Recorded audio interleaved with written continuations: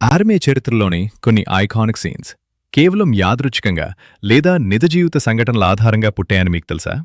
Welcome back to ఆనిసోల్ India. ఈరోజు మన ఫేవరెట్ యానిమే సిరీస్ల వెనుక ఉన్న అసలు రహస్యాల్లో డీకోడ్ చేయబోతున్నా. Fact number 1. మనందరికీ సూపర్ సాయన్ ట్రాన్స్ఫర్మేషన్స్ అంటే చాలా ఇష్టం. కానీ ఇందుకోసం వాయిస్ ఆర్టిస్టులు ఎంత కష్టపడతారో తెలుసా? గోకు సూపర్ సాయన్ 4 కోసం వాయిస్ రికార్డ్ చేస్తున్నప్పుడు ఇంగ్లీష్ వాయిస్ ఆర్టిస్ట్ సీన్ షెమ్మెల్ గట్టిగా అరవడం వల్ల రికార్డింగ్ బూత్లోనే స్పృహ తప్పి పడిపోయారు. యానిమే పట్ల వారికున్న ప్యాషన్ అలాంటిది. Fact number 2. అటాక్ ఆన్ టైటన్లోని భయంకరమైన టైటాన్స్ ఐడియా హజ్మే ఇసాయామాకి ఎలా వచ్చిందో తెలుసా?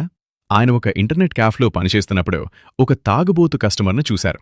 మనం ఎంత ప్రయత్నించినా కమ్యూనికేట్ చేయలేము అనే ఆ భయం నుండే టైటాన్స్ క్యారెక్టర్స్ పుట్టాయి. ఇలాంటి ఆసక్తికరమైన యానిమే రహస్యాలను ప్రతిరోజూ తెలుసుకోవడానికి ఇప్పుడే ఆనిసోల్ ఇండియాని సబ్స్క్రైబ్ చేసుకోండి మరియు మన కమ్యూనిటీలో జాయిన్ అవ్వండి.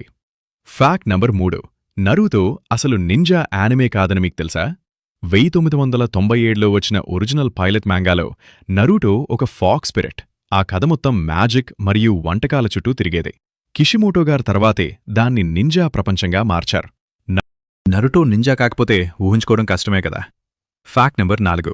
వన్ పీస్ ఎండింగ్ ప్రపంచంలో కేవలం కొందరికి మాత్రమే తెలుసు. ఒకవేళ ఫ్యాన్స్ ఎవరైనా ఆ ఎండింగ్ని కరెక్ట్గా గెస్ చేస్తే వెంటనే దాన్ని మార్చేస్తానని ఓడాగారు చెప్పారు. అంటే ఆయన సర్ప్రైజ్ ఇవ్వడానికి ఎంత ఇష్టపడతారో అర్థం చేసుకోండి. ప్రతి మాస్టర్ పీస్ వెనుక మనకు తెలియని ఒక కథ ఉంటుంది. కానీ అన్నిటికంటే షాకింగ్ విషయం ఏంటంటే